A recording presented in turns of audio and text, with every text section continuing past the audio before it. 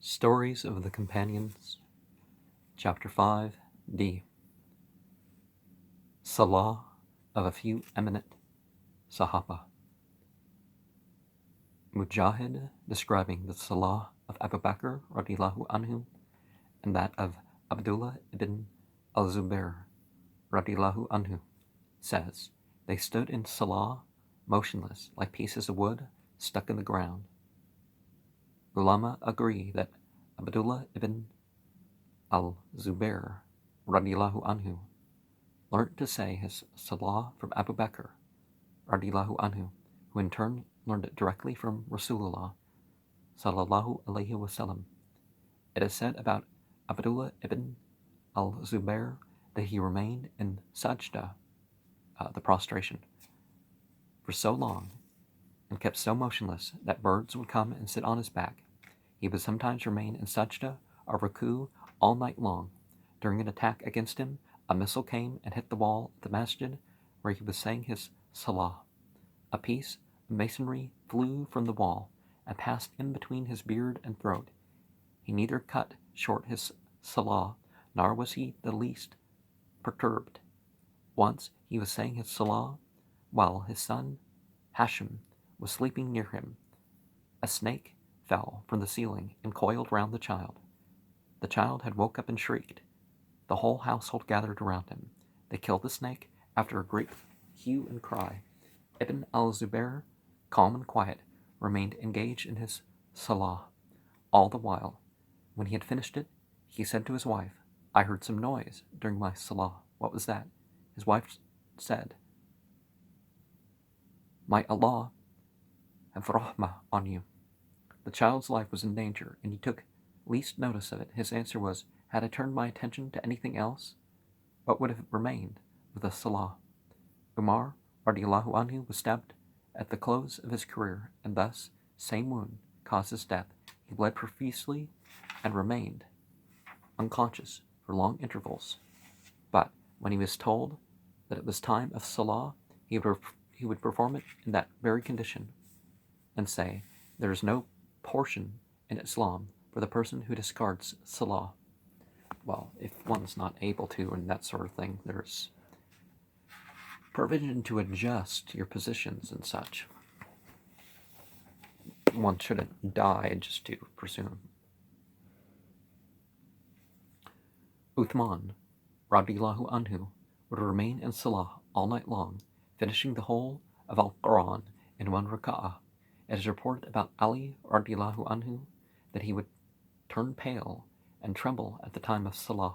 Somebody asked him the reason, and he said, it is the time to discharge that trust which Allah offered to the skies and the earth and the hills, but they shrank from bearing it.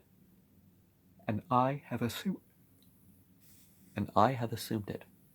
Human beings and the jinn, the fire beings, the fallen angels, the gendered, which are different from the Malaka.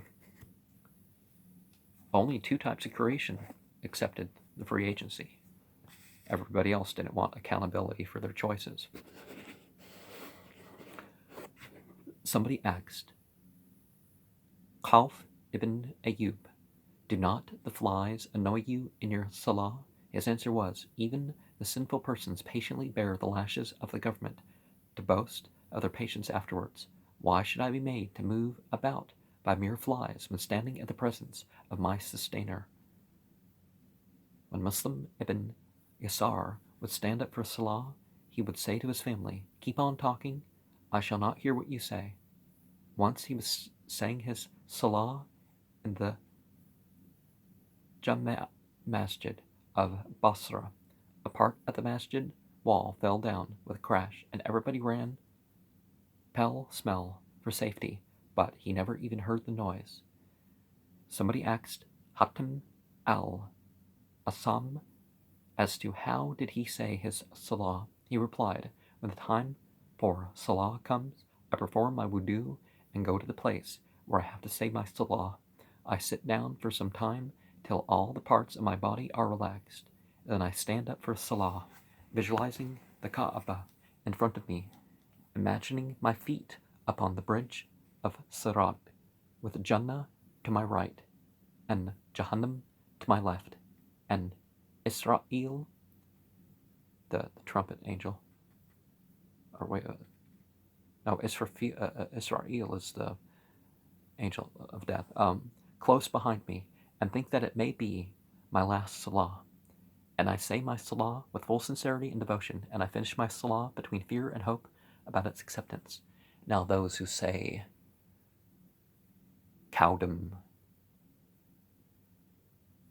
Rapal, Achur, Gabru Al, Yemeni, Mikal, Smale, Aru Al, Ar, Balsabub, Belial, Lawiatan, Bahamut, Azazel, Abadun, and other such things. It's, if your intention is not to summon them, the invoking and evoking and all that stuff, it's a cosmological statement, and these sorts of things can be useful.